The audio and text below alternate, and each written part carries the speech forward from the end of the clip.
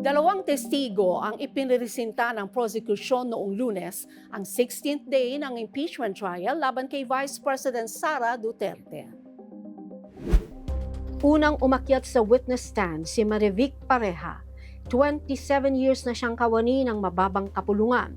Siya ang Service Director ng House Legislative Archives and Museum Management Service simula noong taong 2018. Ipinatawag sana sa Senado para patotohanan ang mga dokumentong isinumite ng mga kawani ng Office of the Vice President at ng Department of Education sa Kamara noong dinidinig ng Committee on Good Governance and Public Accountability ang impeachment case laban sa Vice President noong September to December 2024. Pero napagpasyahang hindi na kailangang busisiin ang kanyang testimonya dahil hindi na kinwestiyon ng depensa kung authentic at regular ba ang mga dokumentong i-verify sana ni Pareja. Kaya naman, na-excuse siya kaagad mula sa korte 20 minutes matapos siyang mag-take oath. Sunod namang iniharap ng prosecution si Gina Acosta, kasalukuyang staff officer ng Office of the Vice President. Isang taon rin siyang naging Special Disbursement Officer ng OVP simula 2022 hanggang 2023. Before that, she was part of Davao City's Administrator's Office and Budget Office. Mayor pa noon si VP Sara.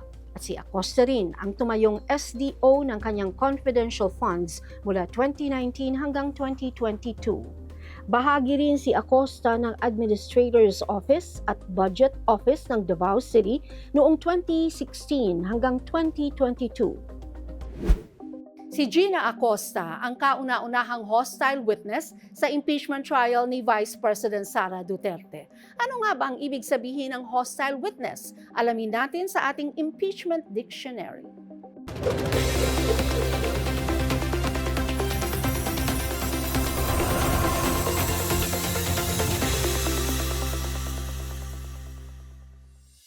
Ayon sa Section 13 ng Amended Rules of Evidence noong 2019, maaaring ideklara ng isang korte na hostile ang isang witness kung nagpakita na siya ng kawalang interes na tumestigo.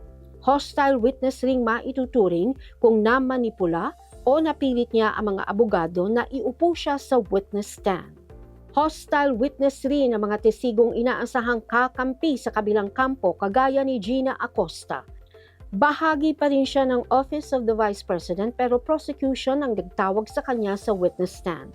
Pwedeng tanungin ng leading questions ang isang hostile witness ayon sa Rule 132 ng Amended Rules of Evidence.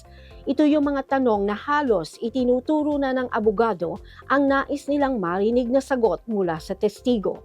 Kadalasang masasagot ng yes or no ang mga leading questions o di kaya may embedded facts ito na susubok kung totoo nga ba ang sinasabi ng testigo o kung consistent ang mga detalye ng kanyang salaysay kahit bali-baliktarin ang pagtatanong tungkol dito.